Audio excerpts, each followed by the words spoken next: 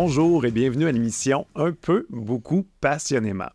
Aujourd'hui, j'ai le plaisir de recevoir Francine Beaulieu, qui est une animatrice qui a déjà été chanteuse aussi et qui est maintenant autrice d'un premier roman qui s'appelle Les enfants Murray.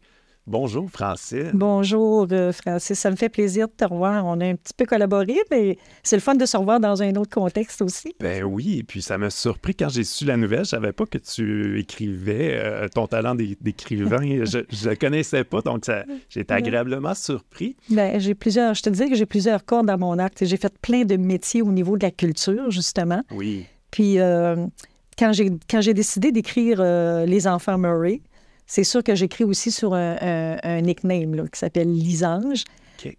Parce que dans le fond, je me disais, c'est un livre qui peut s'adresser puis qui peut coller à la peau d'à peu près n'importe qui. Puis je le voulais comme ça aussi. T'sais. Fait que c'est ça. Fait que dans le fond, l'écriture, ça a commencé quand j'étais jeune. Je faisais un peu de poésie, mais ça s'arrêtait là. Mais j'écrivais sur un peu n'importe quoi, la nature, les gens, les impressions. Puis de fil en aiguille, ben j'ai toujours, le goût pour l'écriture, ça c'est comme, ça a grandi. Puis un jour, j'ai décidé, pour savoir comment ça marchait, le monde de l'édition, par curiosité, j'ai dit, ben je vais faire un recueil de poésie. Puis en terminant mon recueil de poésie, j'ai rencontré une artisane qui travaillait le papier. Tu sais, il arrive plein d'addons, hein, des fois... tu crées un petit quelque chose, puis il se greffe autre chose, puis d'autres gens, malgré toi. Puis, fait que là, avec l'artisane, on a monté un format de livre artistique. Elle a travaillé le papier, recyclé. Elle faisait tremper. Puis là, moi, je trouvais ça génial, la manière qu'elle travaillait. Puis elle faisait des couvertures à la main. Puis c'était très, très artistique.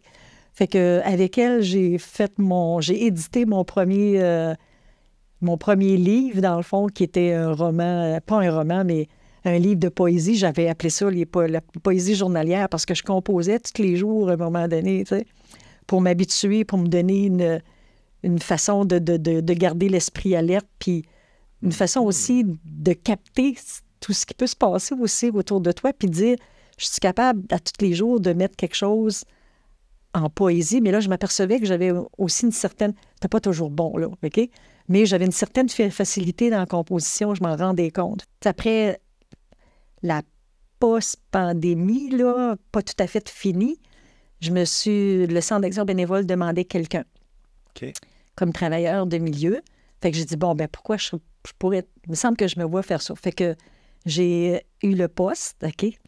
Puis la directrice, qui est Carmen, qui était là dans le temps, ben, il y avait déjà, eux autres, des projets d'écriture, des biographies pour des personnes aînées qui ont mis en place pendant la pandémie, justement, pour aider les gens à sortir de l'isolement. Super. Fait que là, il arrive au bureau une personne bénévole qui veut aider, mais là, ça donne que là, pour tout de suite, les projets sont déjà complétés par des bénévoles. Mais là, Carmen, elle me dit... Mais là, je parlais de ce que je venais d'écrire, puis que là, j'étais en train d'approcher des maisons d'édition. Fait que là, elle me dit, Francine, elle dit, j'ai une bénévole qui serait peut-être intéressée à me donner un coup de pouce pour m'aider à l'écriture. Puis, ben, je dis, pourquoi pas, tu sais, que je ne travaillerai pas avec quelqu'un, même si j'ai eu une professionnelle pour me guider. Mais je n'ai pas tout à fait de la correction du volume, parce qu'on ne s'était pas attardé sur la correction, ni... les fautes de syntaxe ou les idées, comment est-ce qu'ils sont branchés dans le livre, comment améliorer ça. Donc, une troisième relecture. C'est ça. Fait que là, j'ai dit pourquoi pas. Fait que depuis 2 ans, je travaille avec elle. Elle est bénévole. C'est Gabrielle Chabot de Warwick. OK. Puis on travaille à distance. Puis j'ai envoyé ce que j'ai de fait, puis elle me corrige, puis elle me pose des questions, puis ça m'oblige à travailler encore plus en profondeur. Fait que ça a donné vraiment un premier livre qui est Les enfants Murray, puis j'avoue que les commentaires sont vraiment bons, puis je suis vraiment contente, tu sais. Oui. Fait que le livre est parti de même, puis au bout du compte, après que l'écriture puis la correction est faite, tiens, c'est ma collègue de travail au bureau, Marilyn Leblond, qui est secrétaire réceptionniste, a fait de la photographie, elle. OK. Puis à un moment donné, je vois apparaître cette photo-là. Hey, là, je dis, hey, là, je tombe en amour avec. Je dis, ça va exactement dans le sens de ce que j'ai écrit par rapport aux enfants Murray, tu sais, parce que c'est une histoire de famille toxique qui vivent de la maltraitance, de la pauvreté, le manque d'éducation, puis manque de nourriture, on s'en cachera pas. Puis là, j'ai dit, hey, cette photo-là me parlait. J'ai dit, non, il me la faut. Fait que là, demande à Marilyn si elle veut participer à mon projet de livre aussi, tu sais, parce que quand même... Fait que j'ai dit, écoute, je veux ta photo, je paye pour, parce que, dans le fond, il faut que la photo m'appartienne pour être capable de faire... Avoir les droits. D'avoir les droits et tout, tu sais. Oui. Fait que Marilyn est fine comme tout, elle embarque dans le projet. Puis, fait que dans le fond, je me suis octroyé plein de personnes qui m'ont aidé dans ce projet-là puis qui ont collaboré à mon projet personnel, dans le fond. Oui, c'est devenu un travail d'équipe. Ben, c'est devenu comme un travail d'équipe, puis j'ai encore bien plus de fun parce que c'est un travail d'équipe que je ne l'ai pas fait comme moi tout seul. Ouais. C'est sûr que j'ai fait le texte, mais c'est tellement génial de travailler avec d'autres personnes. Puis, ça te donne une motivation. Ben oui, puis bien souvent, ils m'ont amené des idées aussi à mettre dans mon livre, tu sais. Ouais. Il y a des petits bouts de texte, des fois, il y en a qui vont se reconnaître parce que c'est vraiment ce qu'ils m'ont dit comme... Puis des fois, c'est cocasse, tu sais, parce que je parle d'enfants qui sont nés dans les années 60 dans un fondrant. Le milieu est toxique. Okay. Puis c'est la nature, dans le fond, qui les garde, je dirais, presque à moitié en vie. Okay. Parce que moralement, physiquement, c'est vraiment une époque émergente, tu sais. Puis en même temps, je t'en dis pas mal, là, mais en même temps, c'est que je voulais me connecter aussi à une certaine vraie réalité de vécu de plusieurs familles. OK? Tu sais, je me cacherai pas qu'il y a une partie de mon vécu aussi là-dedans, mais il y a aussi une partie de choses que j'ai entendues de part et d'autre dans les différentes carrières que j'ai faites, parce que quand tu es chanteuse, quand tu es animatrice, quand tu es constamment avec des gens, tu reçois plein de messages des fois. Tu sais, puis des fois, ça fait exactement comme quand j'ai commencé à bâtir mon livre, tout te reste dans l'inconscient. Mm-hmm. Puis un bon jour, tu te dis, crime, ça pourrait peut-être aider quelqu'un si je commençais à démystifier ce que moi, ça m'a apporté, tous ces messages-là.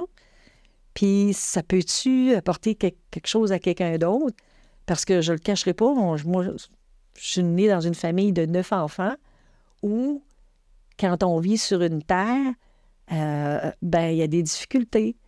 Puis à l'époque, dans les années 60, je me dis, je vais partir de là parce que c'est là que j'ai commencé, que je suis née. Puis c'est cette époque-là que je connais le mieux parce que je l'ai vécu. Puis, dans le fond, je me disais, on vit des choses, je vois d'autres en vivre d'autres. Au bout du compte, je dis, pourquoi je me collerais pas, que je ne ferais pas une histoire qui est vraiment peut-être basée sur une fiction, réalité, je dirais. Parce que cette époque-là, je trouvais qu'on n'en parlait pas tant que ça non plus. On parlait beaucoup... Tu sais, plus jeune, j'entendais parler beaucoup des années 70 où c'était... la vie des femmes commençait à changer. Après ça, j'entendais des fois mon père parler du temps de la guerre. Quand les soldats rentraient dans la maison puis qu'ils voulaient enrôler des gens. Ça a été après ça l'époque de l'industrialisation. Les villes commençaient à s'industrialiser, mais les campagnes, là, ça restait encore très campagne, là. Vraiment. Donc, les enfants Murray, ça parle un portrait d'une famille qu'on ne peut parler aussi. Donc, les gens ils se retrouvent un peu là-dedans. On a tous eu un voisin ou l'avoir vécu soi-même. Exactement. Fait que c'est plein de petites histoires cocasses. Il y a des histoires que c'est drôle. Oui. Il y a des histoires que c'est plus sensible aussi. Mais au bout du compte, je voulais comme parler plus vraiment de qu'est-ce qui se vit sur une terre dans les années 60. Comment les gens vivent, la mentalité des gens. Le téléphone à cadran, le téléphone... C'est dépassé l'époque de Séraphin, là, avec le tuyau comme ça. Là, tu avais plus le téléphone accroché au mur. Mais, je veux dire, je relate aussi quand même certains... une époque, avec tout ce qu'il y avait d'objets qui pouvaient nous entourer dans une maison, tout ce qui était manquant aussi, encore à l'époque, qui n'était pas si modernisé qu'aujourd'hui. Puis je voulais comme garder un souvenir de tout ça. Puis je me dis, ben OK, comment je vais faire ça? Fait que c'est un peu tout ça que j'ai développé dans le roman aussi. Ça demande quand même, j'imagine, te retourner dans les souvenirs comme ça. Tu sais, il faut que tu te mettes à réfléchir sur ton enfance, puis Oui. comment que c'était, les objets, puis... C'est sûr que c'était la base. Tu sais, je veux dire, si on rentrait dans la maison quand j'étais jeune, c'était quoi l'escalier en rentrant? C'était quoi le décor?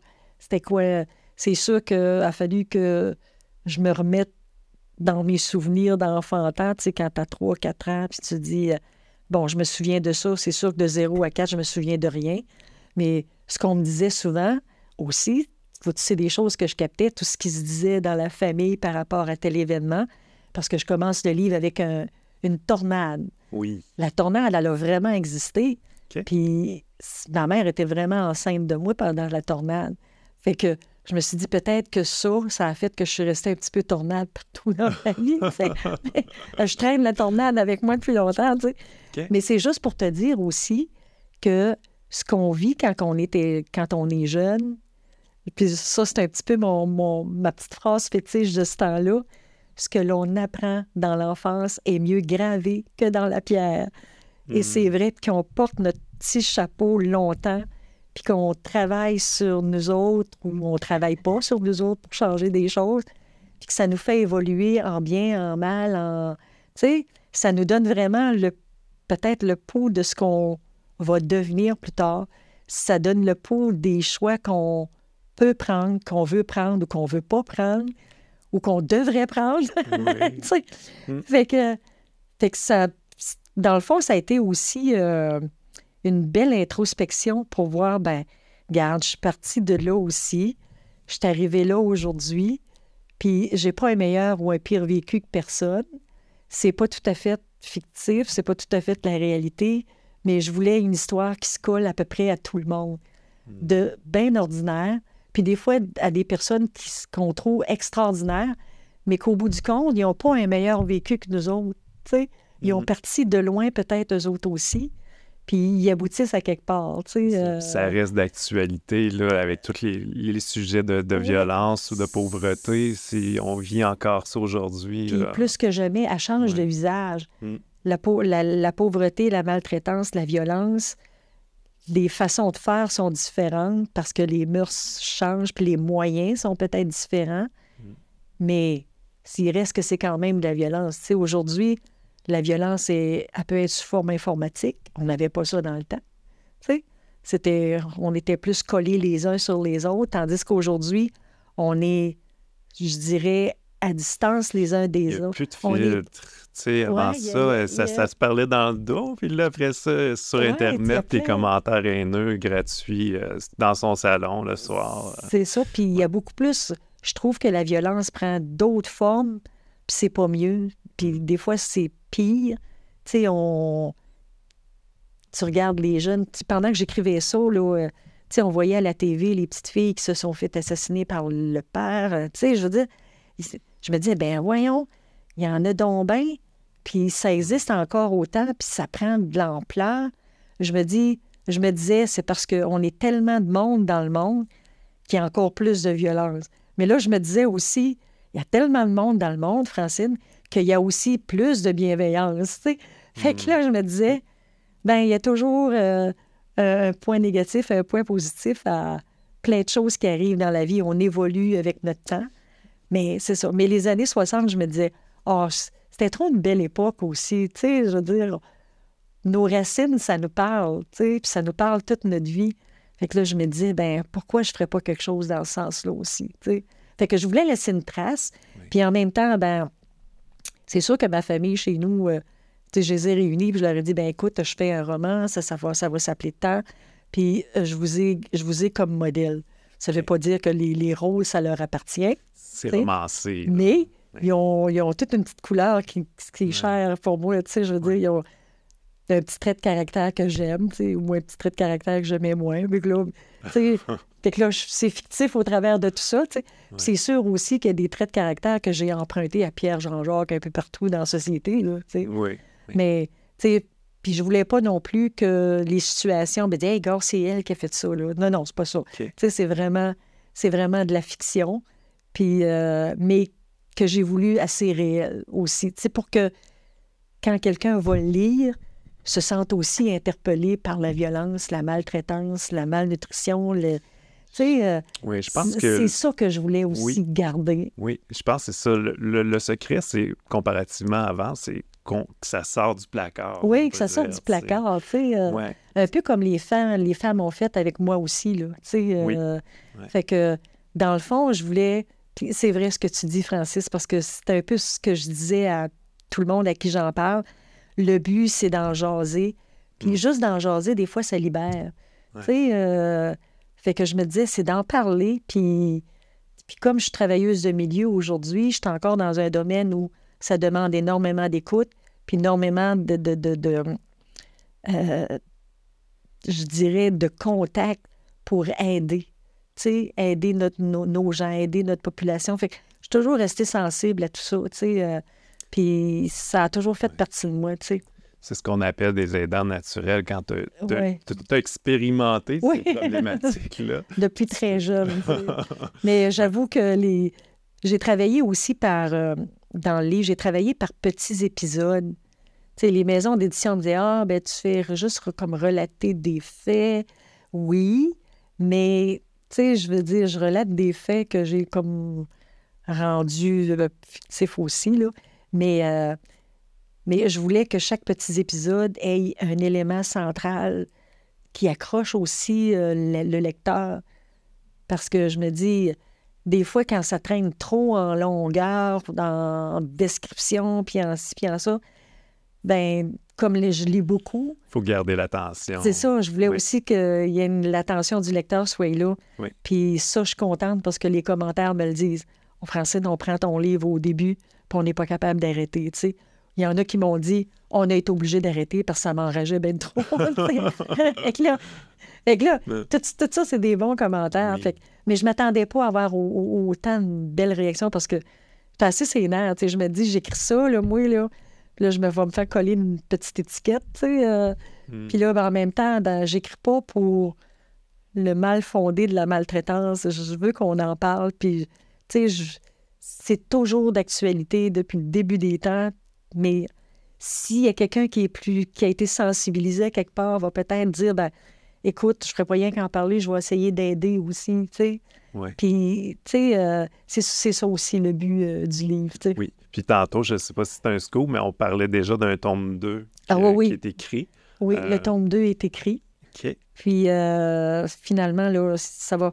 J'attends un petit peu parce que là, je voulais comme laisser paraître le tome 1, là, puis voir jusqu'où il va se rendre. Donc, il va y avoir une suite assurée. C'est sûr qu'il y a une suite.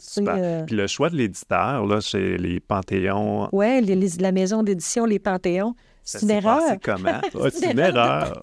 OK. Tu peux-tu expliquer? C'est tellement drôle, Francis, ça.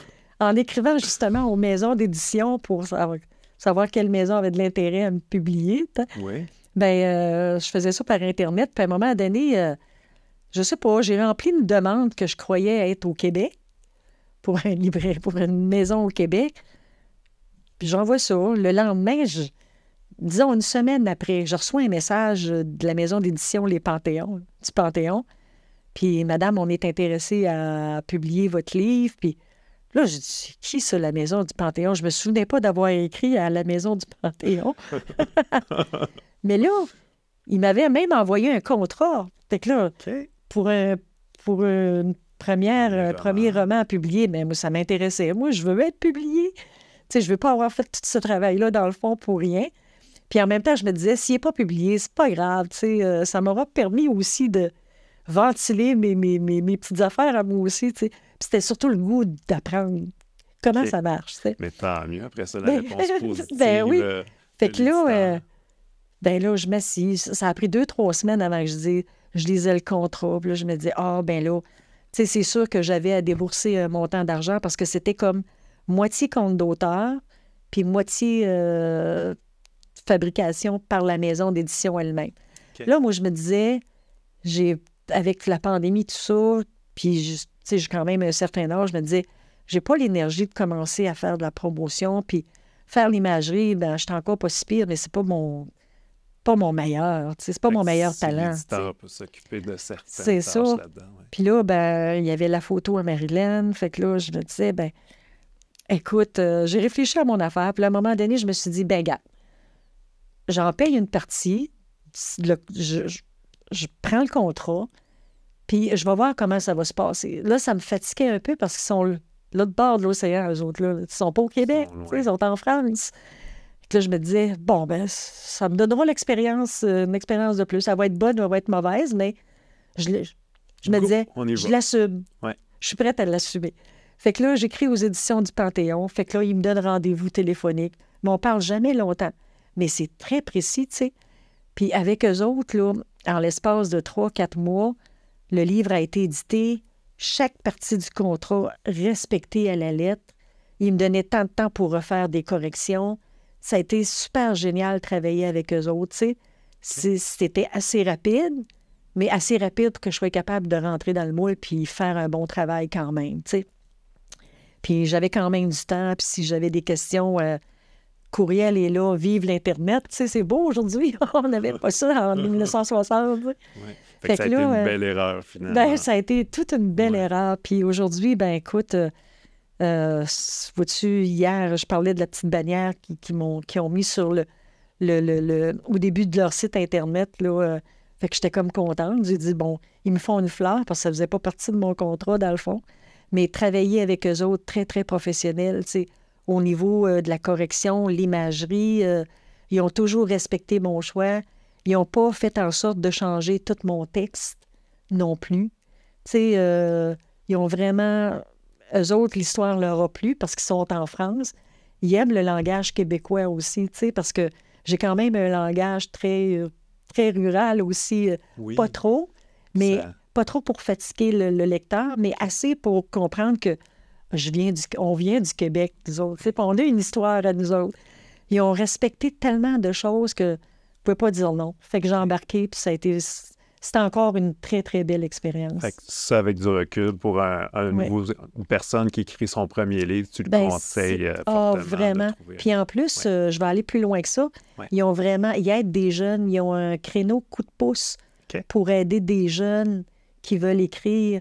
Fait que je me dis, écoute, c'est vrai qu'ils sont en France. Probablement que je suis méconnaissante de tout ce qui se fait au niveau de l'édition au Québec, là, je l'avoue, là. C'est un vrai drôle d'hasard que j'aboutisse en France parce que j'aurais vraiment voulu éditer au Québec. Okay. C'était vraiment mon premier choix. Mais de fil en aiguille, je suis du genre à sauter sur les bonnes opportunités aussi. Ben oui. Puis celle-là, ben, elle me plaisait, puis il m'offrait ce que j'avais de besoin, tu sais, pour grandir. Il faut prendre le train quand il passe, comme ben, on dit. Oui, c'est ça. On prend le train quand il passe, vraiment. Juste pour, si on veut que les gens à la maison se procurent le livre, on parlait du site web tantôt du Panthéon. Ben oui, il y a le site web du Panthéon, mais il est distribué partout, hein, en France, en Belgique, en Suisse. C'est pour ça que je me suis dit, comment veux-tu que je fasse pas affaire avec eux autres? Je viens de traverser les frontières avec ça, Okay. avec le livre. Il est disponible sur Amazon. Puis il est disponible sur Amazon. La commande, c'est assez rapide. Puis il est disponible aussi pour les librairies, parce qu'il devrait être en librairie à l'heure actuelle. Il est disponible chez Archambault, il est disponible chez Renaud-Bré, mais seulement probablement sur commande puis par Internet. En magasin, là, ce que j'ai su, c'est qu'il n'était pas encore en magasin, mais dans le temps, il va finir par l'être. Ben, il va finir par l'être si vous le demandez. Il est disponible en format numérique aussi. Oui, il est disponible en format numérique. Super. Et papier, fait que... Puis on peut se le procurer vraiment partout. Tu sais, il y a 110 librairies au Québec, là. Super. Fait que tout ce qui me reste à faire comme job, c'est vraiment de l'acheminer à ceux qui vont vouloir l'avoir aux bibliothèques publiques, tu sais. Oui. Fait que, oui, je suis ouverte à faire certains dons. S'il y en a qui veulent l'acheter aussi, ça m'aiderait aussi. Oui, puis on peut parler aussi pour les gens de Plessisville même ou de pas loin. Oui. Vous pouvez aller au Cabé. Oui, au Centre d'action bénévole, j'en ai laissé là. Oui. Puis il y a quand même 10 $ sur chaque livre que vous achetez au Centre d'action bénévole qui reste au Centre d'action bénévole. T'sais? Super. Puis le soir du lancement, je fais la même chose aussi. C'est sûr que là, au Centre d'action bénévole, c'est plus... j'ai mis un prix pré-vente. Mais là, pendant le lancement, le livre va quand même être à 35 $, mais il y a quand même 10 $ qui va aller au Centre d'action bénévole le soir même.